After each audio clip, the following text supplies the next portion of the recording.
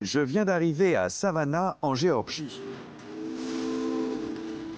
C'est depuis ces quais que le Pulaski a été mis à flot, et 180 ans plus tard, la ville a conservé toute sa splendeur. C'est le genre d'endroit qui vous prend aux tripes. On ne peut que tomber sous le charme de sa musique, son humidité, ses places magnifiquement aménagées et ses demeures somptueuses qui se dressent à l'ombre de chênes majestueux. Savannah est une ville très accueillante, qui vous fera redécouvrir la vraie définition du mot hospitalité. On adore Savannah! Et ses spécialités culinaires sont à tomber par terre. Depuis sa fondation en 1733, la vie à Savannah a toujours été centrée autour de l'eau, comme en témoigne le musée maritime de la ville. Cette demeure appartenait à l'un des propriétaires du Savannah, le premier bateau à vapeur à avoir traversé l'Atlantique. En visitant le musée, je suis tombé sur l'auteur à succès Patty Callahan, qui a récemment écrit un roman sur l'un des accidents maritimes les plus tragiques et les plus méconnus de l'histoire du Sud. Voici le Pulaski, le bateau à vapeur. Wow.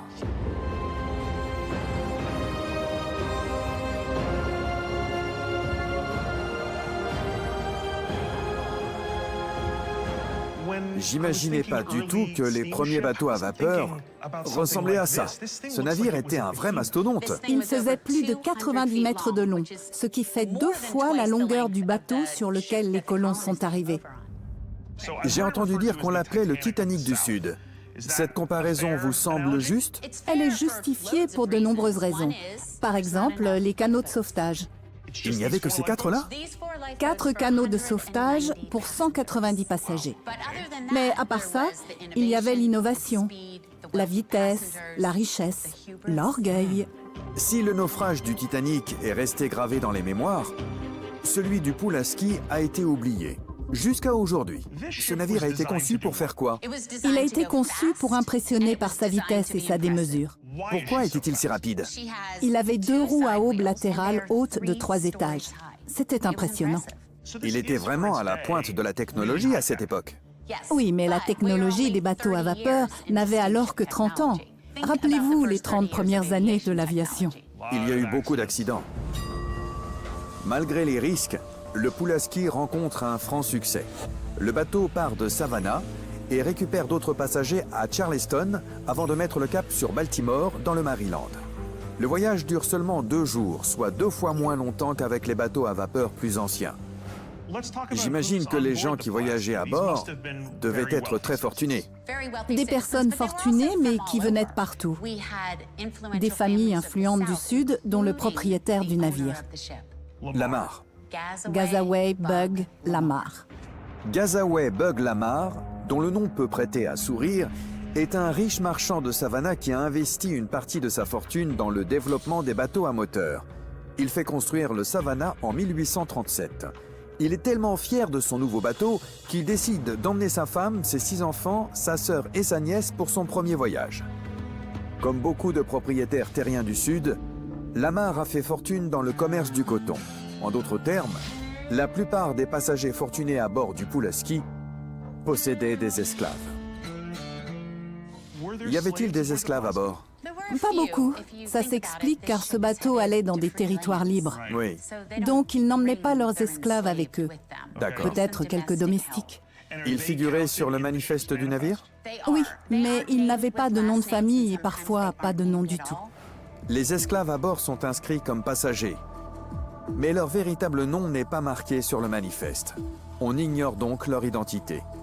Parmi les autres passagers se trouve l'ancien membre du Congrès William B. Rochester, dont le père a fondé la ville qui porte son nom.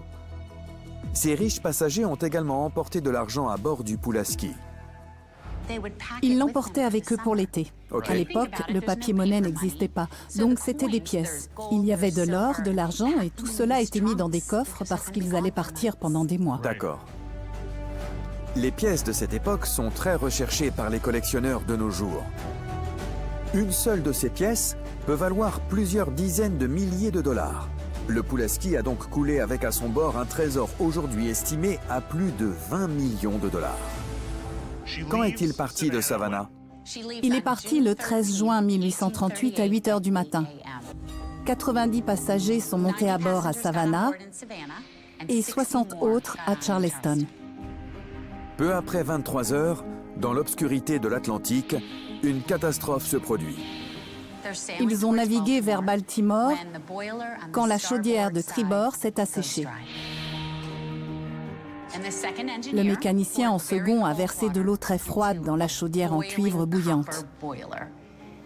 Et tout a explosé. La chaudière du Pulaski explose violemment, projetant les gigantesques roues à aubes hors de leur axe et formant un trou béant au milieu du navire. À peine 45 minutes plus tard, les dernières traces du bateau sont englouties par les flots. Pour en revenir au Titanic, il a coulé de la même manière. Il s'est effondré au milieu et la proue et l'arrière du bateau sont remontés.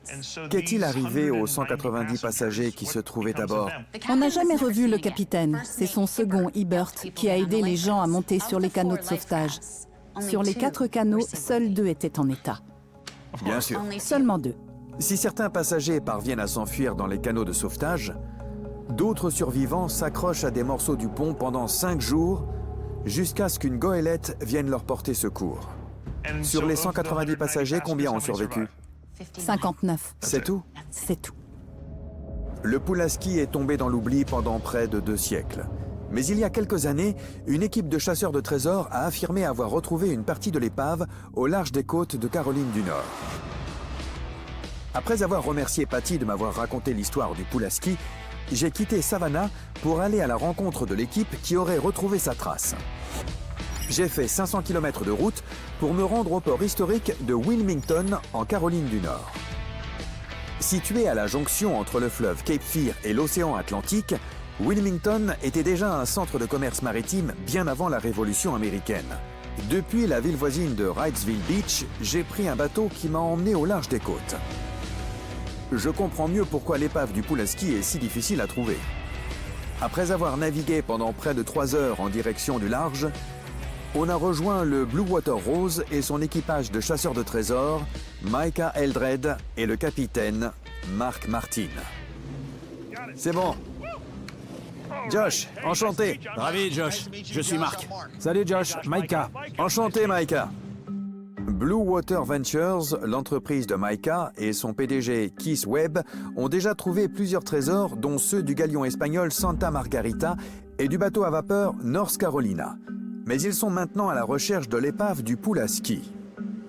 Bienvenue sur le Blue Water Rose. On va commencer par s'installer. Ok, c'est parti. On est en pleine mer. T'as vu ça? On est à quelle distance des côtes? On est à plus de 65 km des côtes. Et on est où? On est au-dessus d'une partie de l'épave du Pulaski. Ça n'a pas été facile de localiser l'épave, mais aujourd'hui, on est sûr d'être au-dessus. Comment vous le savez? La meilleure preuve que je peux te donner, c'est de te le montrer.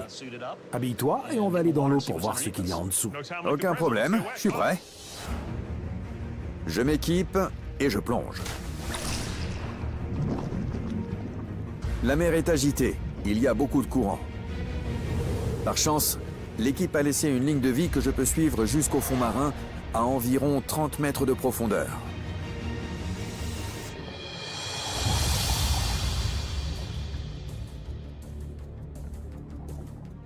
La visibilité est bonne, je dois être à 25 mètres. Alors que je m'enfonce de plus en plus, des bancs de poissons me bloquent la vue. Il y en a partout, c'est dingue. Je me ferai un passage dans cette tornade de poissons et approche du fond.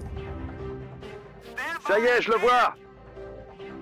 Au fond de l'océan, les morceaux d'épave deviennent des récifs artificiels et abritent toutes sortes de vie marine. J'aperçois une grosse masse. J'y crois pas, il y a quelque chose au fond. C'est une chaudière ?